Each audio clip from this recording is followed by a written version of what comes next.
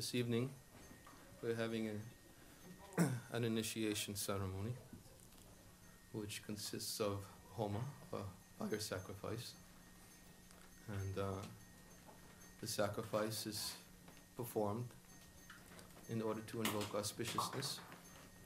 Certainly it is an auspicious event, and the Vedic sacrifices require that we perform fire sacrifice and we offer various ingredients into the sacrificial fire as an offering unto the Supreme Lord Vishnu.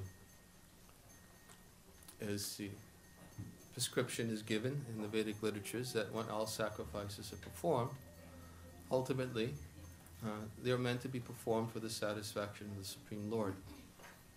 In previous ages, very elaborate fire sacrifices were performed, and the ingredients of the sacrifice were the fruits of one's labor, which are offered into the sacrificial fire, which is considered to be like the consuming agent or the mouth of the Supreme Lord.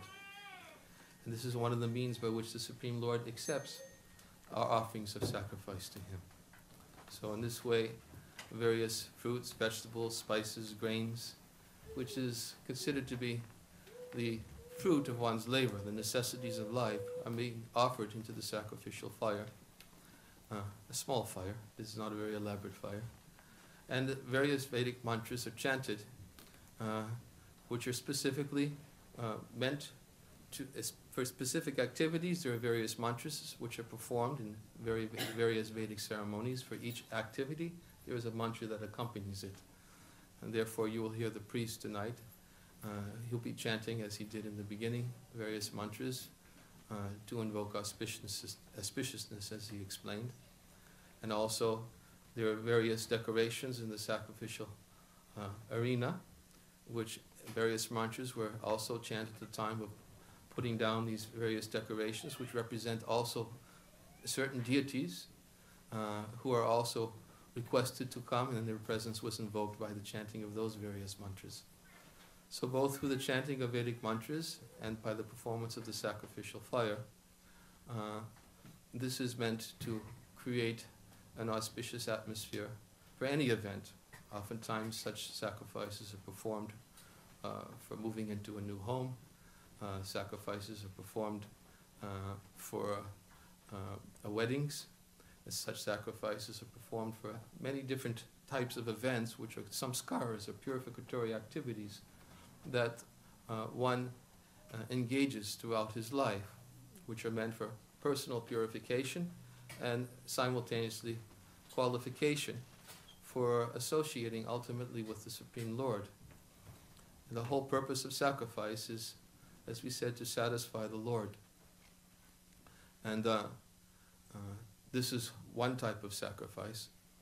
And also, as we know, there are other types of sacrifices, such as the sacrifice of the chanting of the holy name of the Lord. Just as we chant Vedic hymns to invoke auspiciousness, it is also understood that the chanting of the holy names of the Hare Krishna Maha Mantra, this is the recommended sacrifice for satisfying the Lord in this age. If the Lord is pleased by the performance of sacrifice, then He can bestow everything necessary for one to live happily in this world and ultimately to fulfill the ultimate purpose of human life, which is to realize our eternal relationship with the Supreme Being. So, the object of this sacrifice that we are performing both through chanting and through this sacrificial fire is none other than the Supreme Lord Shri Krishna, who is described as the original primeval person and the original cause of all causes, as we just chanted in the prayers of the Brahma Samhita. The Brahma Samhita begins with the prayer, Ishvara Parama Krishna, Satchidananda Vigraha, Anadya Adya Govinda Savakarana Karanam, which means that Krishna is Ishvara Parama. He is the Supreme Parama, Supreme Ishvara, the Supreme Controller. He has an eternal body, Sat, Chit, which is full of knowledge and full of bliss, Vigraha, in a form. Anadya Adya Govinda, he is original person. He is Anadi, as also described in Brahma Samhita, Advaitam Achutama Anadim Ananta Rupam Adya Purana Purusham Navayovanam Cha. Vedeshu Durlabham Adurlabham Atma Bhakto Govindam Adi Purusham Tamaham Bhajami. That Krishna is Advaita. We offer our obeisances to the Supreme Lord Govinda, who is non-dual, which means there is no second to him. He's Achyutam, which means he is infallible. His body is not subject to decay. He's Anadi, which means he is the beginning. He is beginningless. Anantarum Rupam, which means his form is endless. Adyam, Purusham Purana. He is the most ancient person. And Naviyovanamcha. But he had always manifest the body of an ever-fresh youth. Beautiful, most beautiful body of an ever-fresh youth. The Supreme Lord, this Supreme Lord cannot be realized simply by studying the Vedas, but he is attainable by the unalloyed devotion of the soul, of the self. That is how he can be achieved. So, this is the object of our worship and the object of our sacrifice, is to please the Supreme Lord and ultimately to establish our relationship with the Supreme Lord, which is understood as to be the actual goal of human life.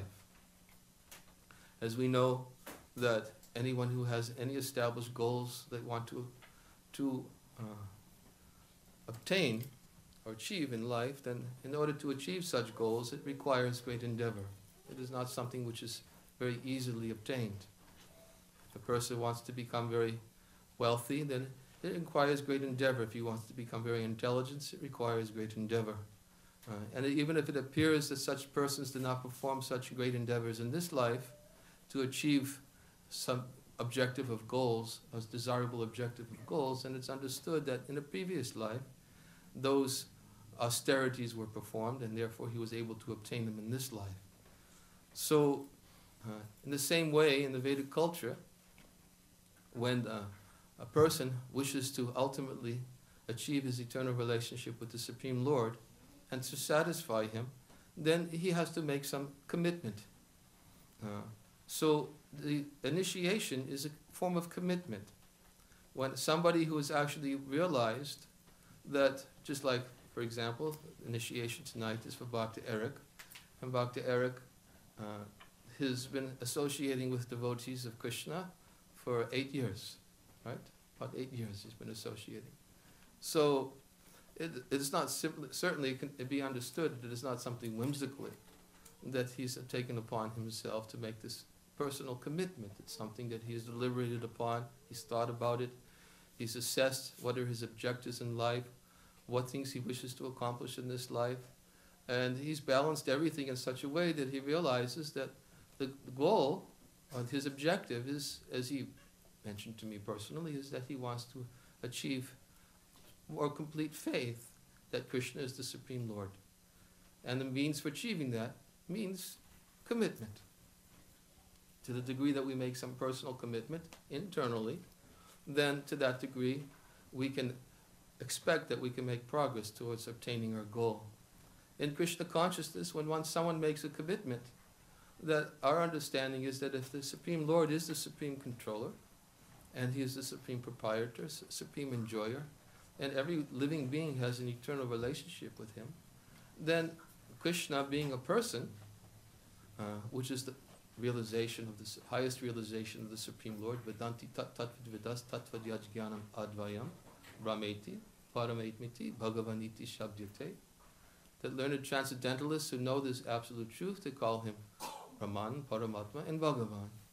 Brahman is the all-pervasive aspect of God, who is present everywhere within the entire creation, as he explains in Bhagavad Gita, Vatstani, Sarvabhutani. He explains that he pervades this entire cosmic manifestation by his impersonal energies. Another aspect of the Supreme Lord is the Lord within the heart, who is the super soul in the heart of all living beings, Paramatma. And another aspect of the Supreme Absolute Truth is his personal feature, Bhagavan. So, therefore, when one makes a commitment to please or to satisfy the Supreme Lord, the Lord, in its most personal aspect, personal feature, he helps. That is what a devotee is. That's actually the essence of the life of a devotee, as Krishna explains in Bhagavad Gita. Yogi nama pisavesham madgatinantaratmana shadavam bhajate yomam same yukritamo mataha. He says that of all yogis, the one who abides in me in great faith, worshipping me in devotional service, is most intimately united with me in yoga, and he is the highest of all.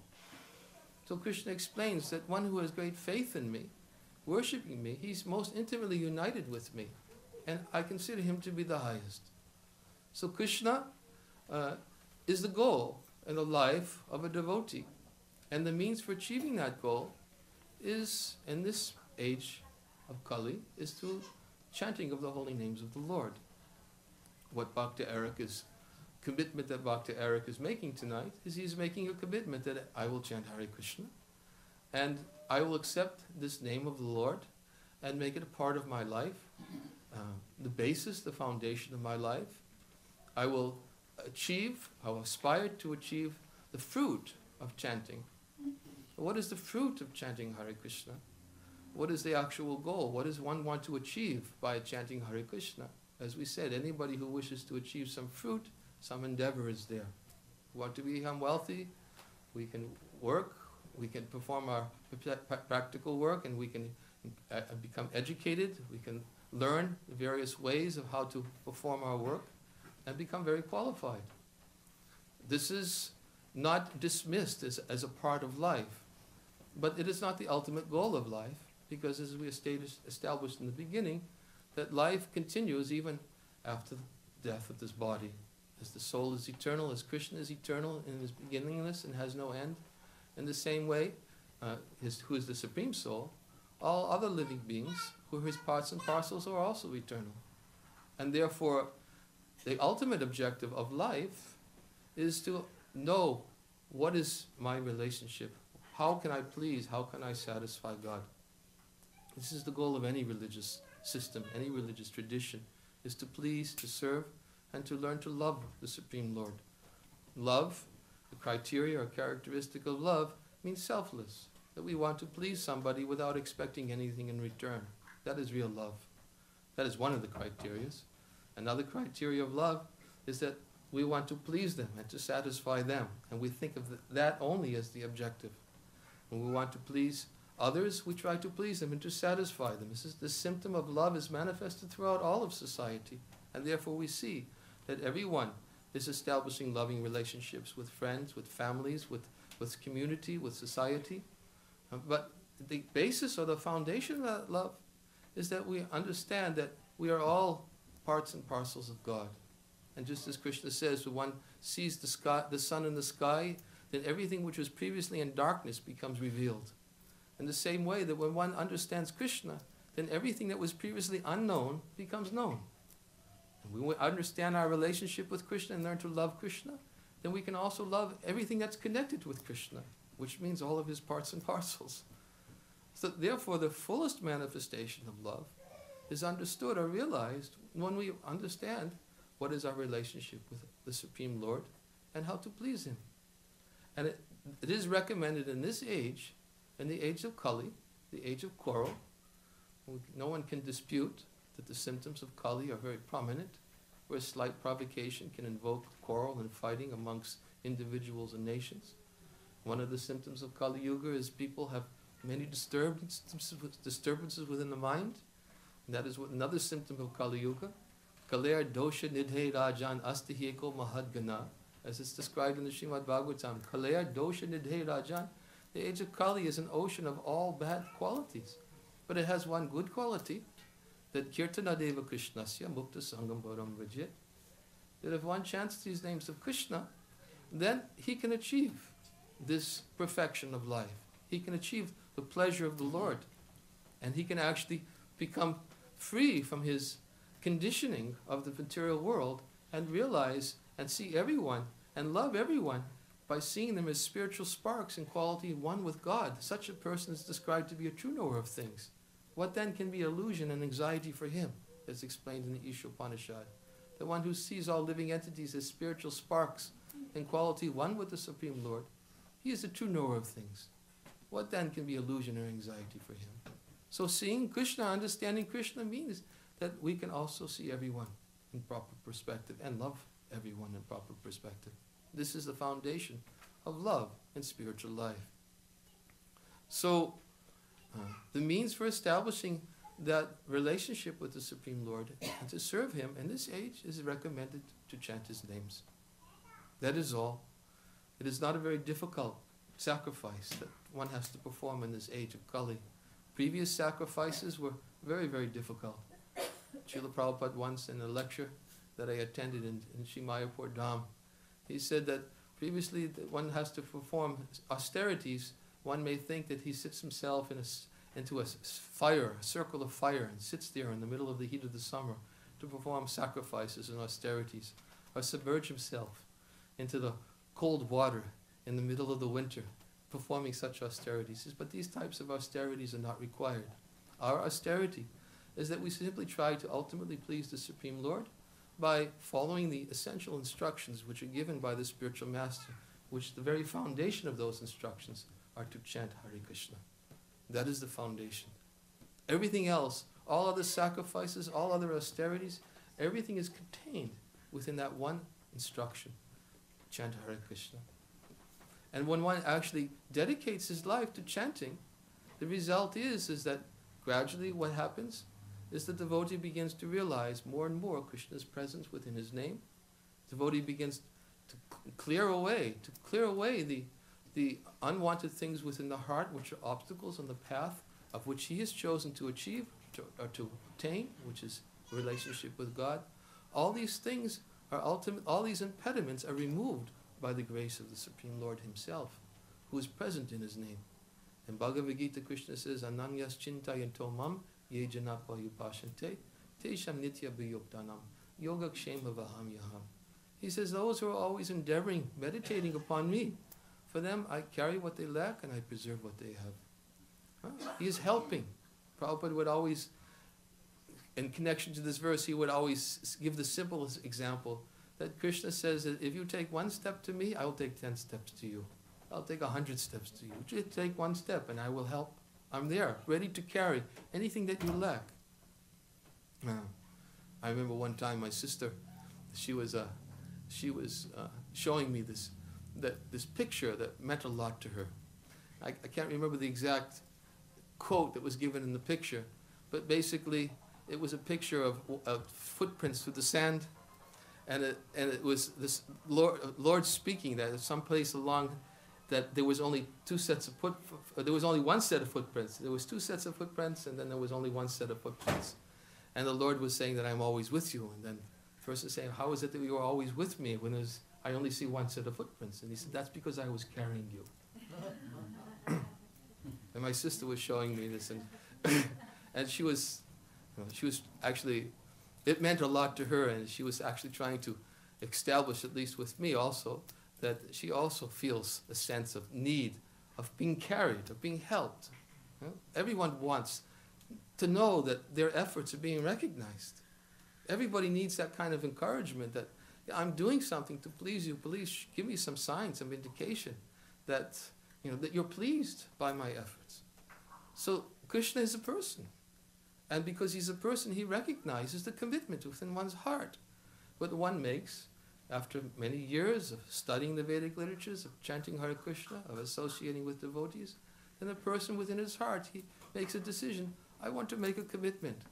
I want to go further. I want to make progress and show Krishna that I'm ready to dedicate more of myself to remembering Him, to pleasing Him, and to worshipping Him by chanting His holy names.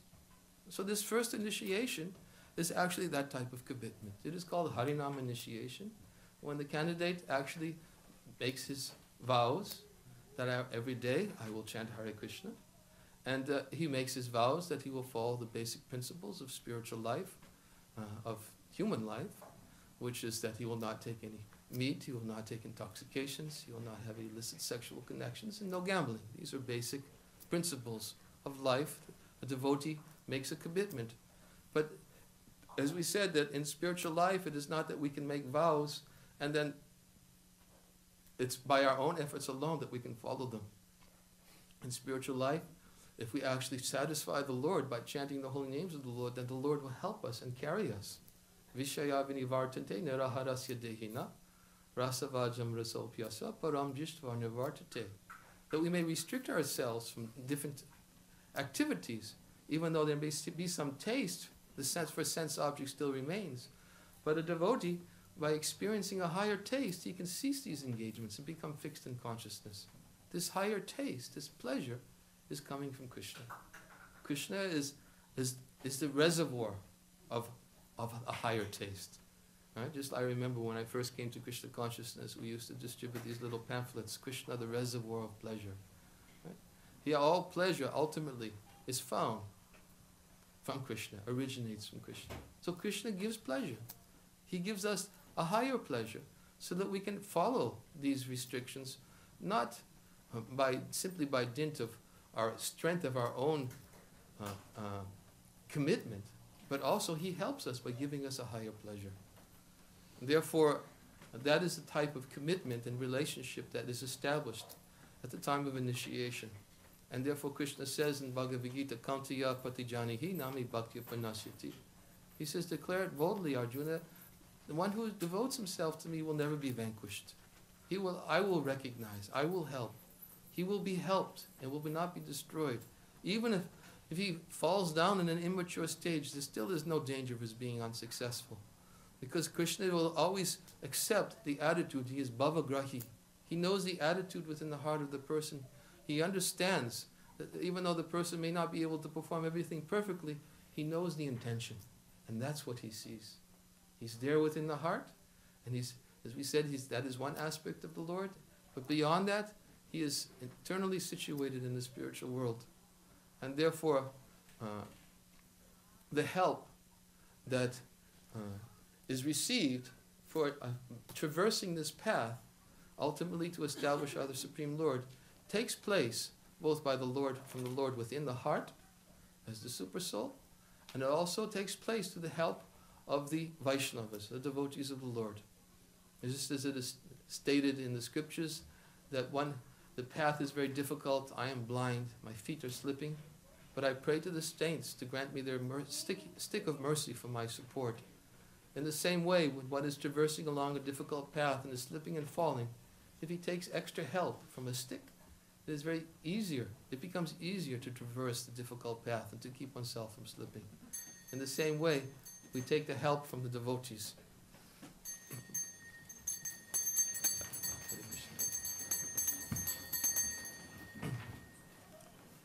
This is a little bit about the meaning or purpose behind this event tonight, this of initiation, and as we said, the commitment to chant Hare Krishna every day in one's life, and to make the goal of chanting, to please the Lord, to satisfy the Lord, and to learn to love the Supreme Lord, to make that one's goal in his life. Everything else becomes part and parcel of that one objective. Nothing, Srila Prabhupada would oftentimes say, that in spiritual life it does not mean that we have to give everything up. He says we simply have to add one thing. That is all. He said in spiritual life, if he just gives the example, if you have so many zeros and you add them up, they all equal to zero. But if you put in one in front of all your zeros, each zero immediately becomes very significant. So in the same way, we simply add Krishna to everything else that we do in this life. And the best means for adding Krishna is by chanting his names in this age of the Kali. So this is the commitment that Bhakta Eric will be making this evening. He'll be taking his vows and commitment to chant Hare Krishna for this life, and to make that his aspiration, his goal, is to be able to chant Krishna's name purely, on the platform of pure love. So, as is traditional, whenever we have this Vedic sacrifice, as we explained before, there will be next there'll be the fire sacrifice, and the priest Gangam Prabhu will be chanting different mantras, and at certain periods of time he requests others to chant along with him, to repeat word for word these different prayers to invoke auspiciousness, and also before we do that, we will also give Bhakti Eric his beads, which are right there, if you can hand them to me, Gangambupad. And we also give him a name of Krishna, which helps him and others to think of Krishna.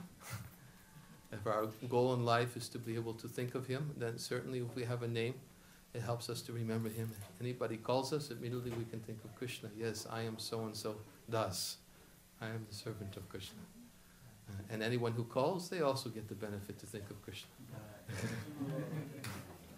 So, we will give Bhakti Eric a name today with that will help him and others to remember Krishna. So we'll ask him to please come forward and to ask him to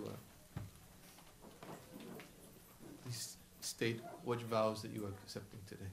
I vow to chant 16 rounds of Hare Krishna every day, at least 16. Okay. I vow to abstain from meat eating, illicit sex, gambling, intoxication, and return to serve. Okay. So we have chanted on these beads, and we're giving them to you. And we've given you, as we said, a name of Krishna. In fact, we quote this name tonight. One of Krishna's names is infallible. Infallible means that Krishna cannot make any errors, he cannot commit any mistakes, he is perfect, his intelligence is supreme, and therefore everything he does is perfect. And another meaning of this name is also not subject to decay. We quoted that verse, Advaitam Achyutam Anadam Anantarupa. So we are giving you the name Achyuta Das.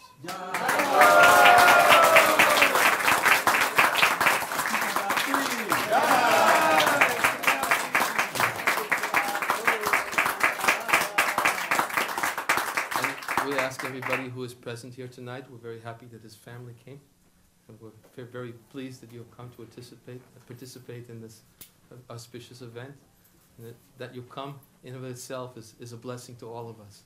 And we feel very, very proud and happy that you have come to take part. And we ask you as his parents to please bless him in his goals in his life, as well as everyone else who are present. Please give your blessings. He is dependent upon everybody's kindness and mercy, not simply by my efforts alone will he be able to achieve his goals in his life. So we ask you all, please, to also to assist him by giving him your blessings as well.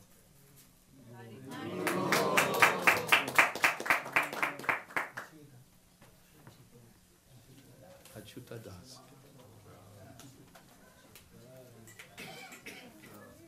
Huh?